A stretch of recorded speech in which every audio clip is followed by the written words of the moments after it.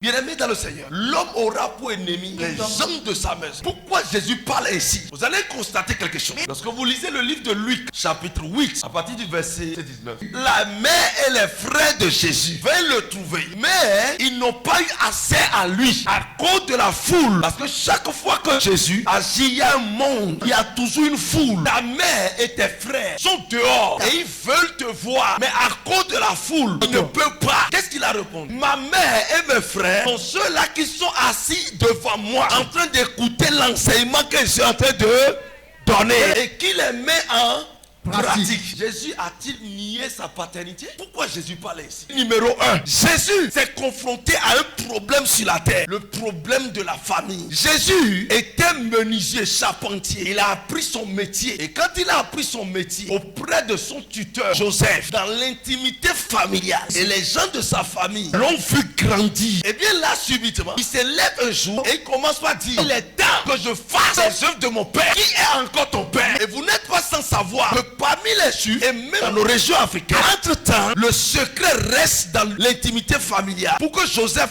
aille dire aux gens: Jésus n'est pas mon enfant, ça serait difficile. Tout le monde verra Jésus comme enfant de Joseph. Et bien là, ils savent que c'est le fils de Joseph. Et subitement, un Juif commence par dire: il est temps, l'heure a sonné pour que je commence à faire ce pourquoi mon père m'a envoyé sur terre. Ses premiers ennemis étaient sa famille qui le décourageait. Ses premiers ennemis sont ceux-là de sa famille qui ne croyaient pas en lui. Il vient de lui dire quoi? Tu veux parler à qui? Toi, menuisier là, enfant de Joseph, tu n'as même pas été à l'école, tu n'as même pas instruit, tu es illettré. Tu veux parler à qui? Tu viens d'où? Tu as dit, toi qui es né sous nos yeux là, toi qui nous dis maintenant que tu es enfant de Dieu, enfant de Dieu. Tu es fou. Ça ne va pas chez toi. Personne ne peut le croire. Et vous savez bien, si vous défendez une thèse d'intimité familiale et on ne vous croit pas, la première des choses c'est de vous décourager. La deuxième chose c'est de vous dénigrer. La troisième chose c'est de vous haïr. Alors là, quand les choses se passaient ainsi, Jésus a remarqué en même temps que ce qui peut freiner sa vie, c'est la famille. Par conséquent, il était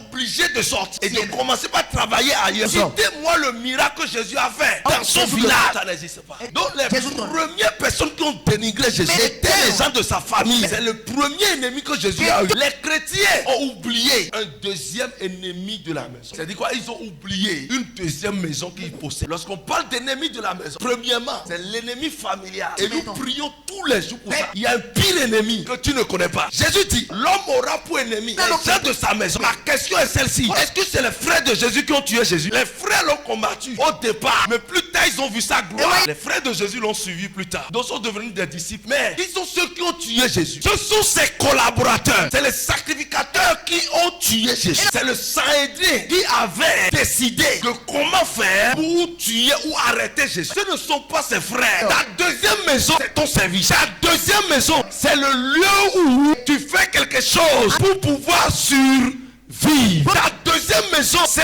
l'association dans laquelle tu te trouves. Ta deuxième maison, c'est l'église où tu adores. Ça, c'est ta deuxième maison. Ta deuxième maison, c'est ton entreprise. Calculez correctement. Passer plus de temps au service qu'à la maison. Jésus, quand il grandissait, la vie de Jésus entrait dans le temple. Les sacrificateurs l'aimaient. Ils voyaient sa détermination. Et ils lui donnaient la Bible, le Torah. Et là, il prenait le livre des prophètes. Et il roulait cela. Alors, il faisait l'homélie. Un jour, Jésus était dans le temple. Il a commencé à lire: l'Esprit de l'Éternel est sur moi. Il m'a oint pour annoncer la bonne nouvelle. Il m'a oint pour libérer les captifs. Il m'a oint pour guérir les malades. Il m'a oint pour penser le cœur de ceux qui ont le cœur brisé. Le passage qu'il récitait se trouvait dans Ésaïe. Quand il a fini de lire, il dit: cette parole que vous venez d'entendre, c'est déjà accompli. Car celui dont on a prophétisé, dont Ésaïe a parlé, c'est moi. Sa guerre a commencé encore là. Et comment il va dire ça? C'est lui comment? Bien aimé, les sacrificateurs l'ont vu guérir. Les gens de leur famille, ils ont vu guérir leurs fidèles qui végétaient dans des situations pendant des années. Ils ont vu Jésus guérir ces gens. Ça devait être leur choix. Ils ont tout vu de Jésus. Mais subitement, ils se sont levés. On dit: il faut qu'on l'arrête. Il faut qu'on le tue. Sinon, nous n'aurons plus l'honneur que nous avons avant. Jésus s'est confronté à des ennemis de taille